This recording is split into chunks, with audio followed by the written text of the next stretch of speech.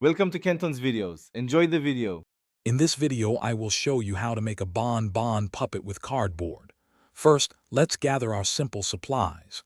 You'll need a sturdy piece of cardboard, a pair of sharp scissors, and some strong craft glue. Don't forget colorful paper, markers, and a bit of string for movement. Make sure your crafting area is clear and ready for some fun. This easy method will have you creating in no time. Now let's create the main body of your bonbon puppet. Take your cardboard and cut out 2 identical circles, each measuring about 4 inches across. These will form the top and bottom halves of your puppet's mouth. Next, cut a small rectangular strip of cardboard, roughly 1 inch by 3 inches. This strip will serve as the hinge, connecting the 2 circles. Glue it securely to one edge of both circles, ensuring they can open and close like a mouth. With the basic body assembled, it's time for the fun part, decorating. Cover your cardboard circles with bright, colorful paper or paint them with your favorite shades.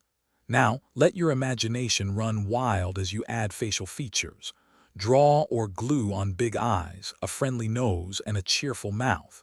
You can even use yarn or string to give your puppet some wild hair or other fun embellishments. Make it truly yours. Finally, let's add the strings to bring your bonbon puppet to life. Carefully punch 2 small holes near the top edge of the upper cardboard circle.